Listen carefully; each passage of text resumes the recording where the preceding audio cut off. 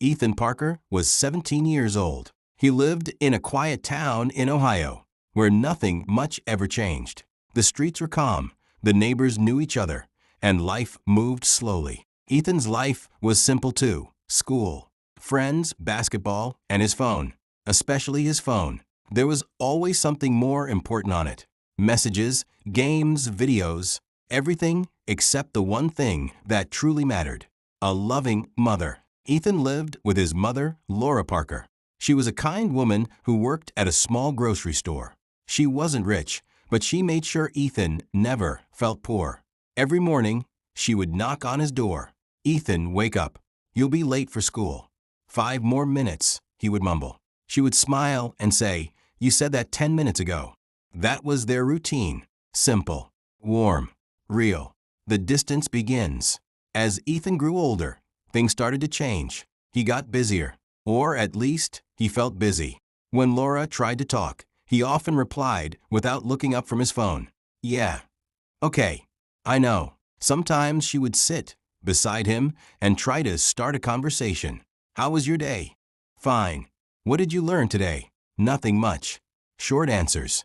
No eye contact. No real connection. The missed moments. One evening, Laura made Ethan's favorite dinner: mac and cheese with grilled chicken. "Dinner's ready," she called.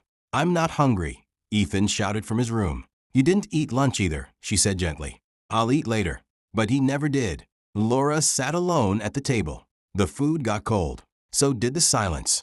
The call he ignored. One Saturday, Ethan went out with his friends. They were laughing, taking pictures, enjoying the day. His phone rang. Mom calling. He looked at it and ignored it. "She calls too much," he said, putting the phone back in his pocket.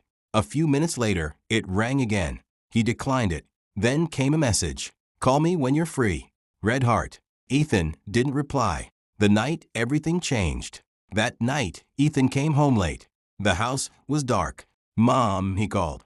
No answer. He walked into the living room. Laura was lying on the couch. Still. Too still. "Mom." His voice shook. He rushed toward her. "Mom, wake up."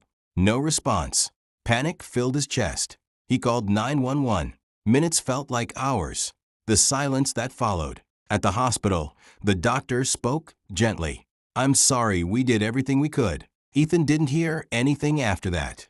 The world became quiet, empty, heavy. Days later, Ethan sat alone in his room. The house felt different now, colder. He picked up his phone. There were no missed calls anymore. No messages. Just silence. Then he noticed something. A voicemail. From his mom. From that same day. With trembling hands, he pressed play. Her last words: "Hey, Ethan, it's Mom. I know you're probably busy, so I'll keep it short. I just wanted to hear your voice today. I made your favorite dinner. Maybe we can eat together when you get home. And I know I say this a lot, but I'm really proud of you. No matter what. Okay, call me when you can. I love you." Ethan dropped the phone. Tears streamed down his face. "I'm sorry, Mom." His voice broke. "I should have answered." He replayed the voicemail again, and again, and again, as if hearing her voice could bring her back. Ethan realized something painful. His mom didn't need long conversations. She didn't need expensive gifts. She didn't need perfect moments. She just wanted his time, his voice, his presence. And he was too busy looking at a screen to see it. Weeks passed. Ethan stopped going out as much. He spent more time at home. Sometimes he sat at the dinner table alone, looking at the empty chair across from him. "I'm home, Mom," he would whisper, even though he knew no one would answer. Months later, Ethan returned to school. He was quieter now, more thoughtful.